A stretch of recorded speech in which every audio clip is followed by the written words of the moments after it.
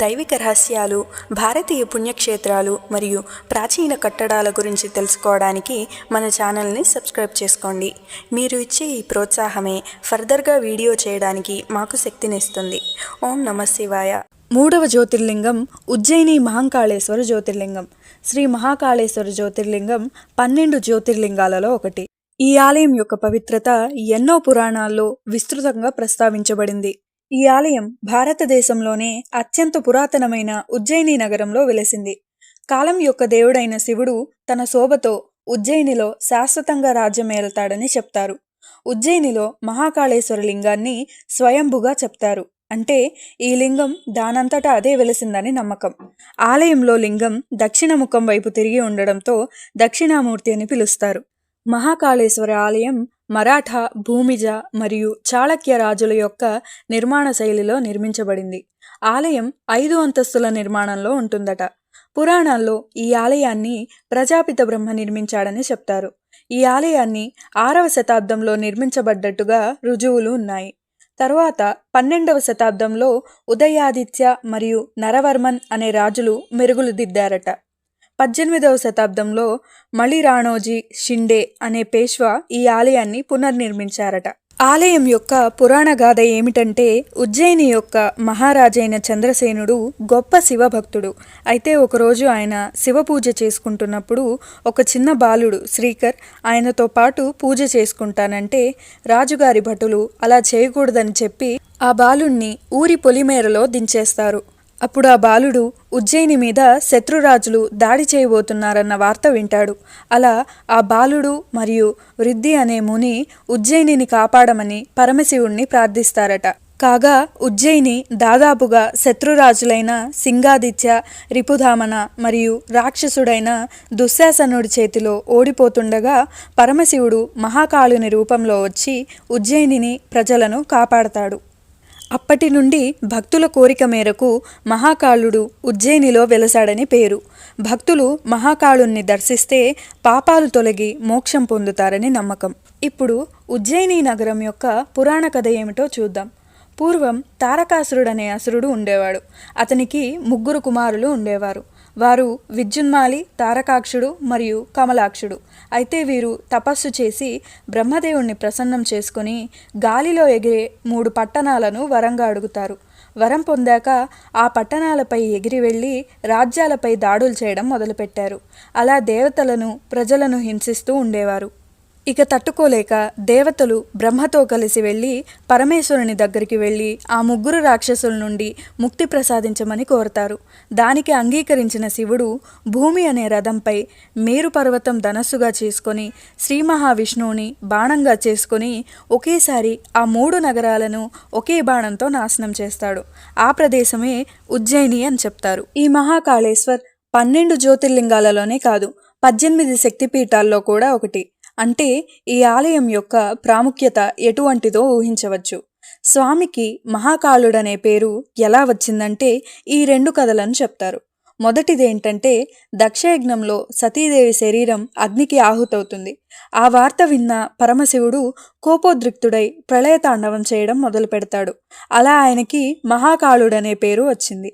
మరొక కథ ఏమిటంటే, దుశ్శాసనుడనే రాక్షసుడు తన భక్తులను హింసిస్తున్నప్పుడు ఉగ్రరూపధారుడైన శివుడు మహాకాళేశ్వర రూపంలో అవతరించాడని చెప్తారు. సాధారణంగా ఏ ఆలయంలో అయినా భక్తులకు పూజ తర్వాత ఇచ్చిన ప్రసాదాన్ని వేరే ఆలయాల్లో నైవేద్యంగా వాడరు. కానీ ఇక్కడ పెట్టిన ప్రసాదాన్ని ఏ గుళ్ళోనైనా నైవేద్యంగా వాడవచ్చని చెప్తారు. అదేవిధంగా ఈ దేవాలయంలో వర్షాకాలానికి ముందు ప్రజన్యానుష్ఠానం అనే ఒక ప్రత్యేక యాగం చేస్తారు. ఆ యాగం పూర్తయ్యాక ఆకాశం మేఘావృతమై భారీ వర్షం కురుస్తుంది. అలా ఎప్పుడు ఎలా జరుగుతుందనేది జవాబులేని ప్రశ్న. ఈ ఆలయంలో లింగానికి అప్పుడే వచ్చిన శవభస్మంతో అర్చన చేస్తారు. ఈ సమయంలో ఆడవారికి గుళ్ళోకి అనుమతి ఉండదంట. ఈ అద్భుతమైన ఆలయం 5 అంతస్తుల్లో నిర్మించబడింది. గర్భగుడిలోని విగ్రహం దక్షిణముఖంగా ఉంటుంది. పై స్థాయిలో నాగచంద్రేశ్వరుని లింగం ఉంటుంది మరియు ఇది నాగపంచమి నాడు మాత్రమే తెరిచి ఉంటుంది. 2వ అంతస్తులో ఓంకారేశ్వర లింగాన్ని నిర్మించారు. కోటితీర్థం దగ్గర వినాయకుడు, కార్తికేయుడు మరియు పార్వతీదేవిల విగ్రహాలు కూడా ఉన్నాయి. 12 సంవత్సరాలకి ఒకసారి జరిగే కుంభమేళా ఉత్సవం ఇక్కడ జరుగుతుంది. మహాశివరాత్రి సందర్భంగా శివుడు పార్వతీదేవిని వివాహమాడిన సందర్భాన్ని పురస్కరించుకొని వేలాది మంది ప్రజలు ఆలయానికి వెళ్తారు.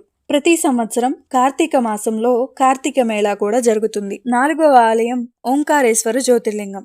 జ్యోతిర్లింగాలు పరమశివుని యొక్క పరమ పవిత్రమైన మందిరాలు. జ్యోతిర్లింగం అంటే కాంతి యొక్క స్తంభం అని అర్థం. 12 జ్యోతిర్లింగాలలో ఓంకారేశ్వర జ్యోతిర్లింగం 2 ఆలయాల్లో విభజించబడిందని చెప్తారు.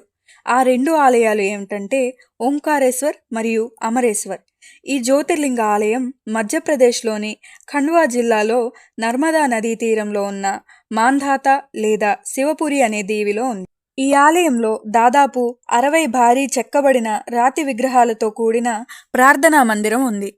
ఈ ఆలయం కూడా మహాకాళేశ్వర ఆలయంలాగా 5 అంతస్తుల నిర్మాణం. ఒక్కో దశలో ఒక్కో దేవత దర్శనమిస్తారు. ఈ ఓంకారేశ్వర లింగం పై దశలో మహాకాళేశ్వర లింగం ఉంటుంది.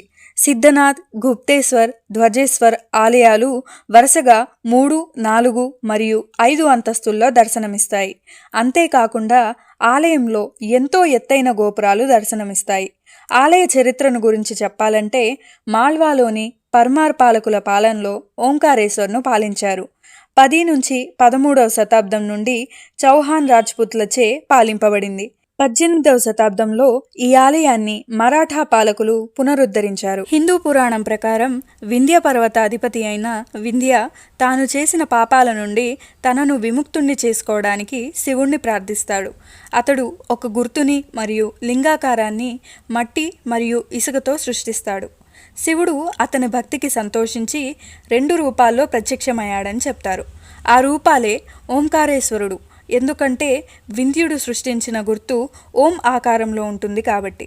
2వ రూపం అమరేశ్వర రూపం. ఈ ఆలయంలో పార్వతీదేవి మరియు వినాయక స్వామికి కూడా మందిరాలున్నాయి. 2వ కథ ఏమిటంటే ఇక్ష్వాకు వంశానికి చెందిన మాంధాత చక్రవర్తి యొక్క 2 కుమారులు దీర్ఘ తపస్సు చేసి శివుణ్ణి ప్రసన్నం చేసుకున్నారని, అందుకే ఆ పర్వతాన్ని మాంధాత పర్వతం అని పిలుస్తారని పురాణం చెబుతుంది. వారి కోరిక మేరకు శివుడు జ్యోతిర్లింగంగా ఇక్కడ వెలుస్తారని కూడా చెప్తారు. 3వ కథ ఏమిటంటే పూర్వం దేవతలకి రాక్షసులకి యుద్ధం జరిగింది. ఆ యుద్ధంలో రాక్షసులు గెలుస్తారు. కాగా దేవతలు పరమేశ్వరుణ్ణి తమ కష్టం తీర్చమని ప్రార్థిస్తారు. వారి ప్రార్థనలను అనుగ్రహించి మహాశివుడు ఓంకారేశ్వర అవతారంలో వెలసి రాక్షసులను ఓడించారని చెప్తారు. అద్వైత మతం ప్రకారం ఓంకారం 2 పదాల కలయిక. అవే ఓం మరియు ఆకారం అంటే సృష్టి. ఓంకారేశ్వరంలో ఒక గుహ కనపడుతుంది. అక్కడే ఆదిశంకరాచార్యులు తన గురువైన గోవింద భగవత్పాదుల ప్రభువుని కలిశారట. ఒకదానికొకటి సమీపంలో 2 శివాలయాలు ఉన్నాయి. 2 దేనికదే ప్రత్యేకం అన్నట్లు. ఒకటి భూభాగంలో ఉన్న అమరేశ్వర ఆలయం, 2వది ద్వీపంలో ఉన్న ఓంకారేశ్వర ఆలయం. మహాశివరాత్రి నాడు ఈ ఆలయం దర్శించటం అనేది ప్రతి శివభక్తుడి యొక్క కలగా చెప్పుకోవచ్చు. ఇక్కడ మహాశివునికి మహారుద్రాక్షాభిషేకం, లఘు రుద్రాక్షాభిషేకం వంటి అభిషేకాలను నిత్యం జరిపిస్తారు.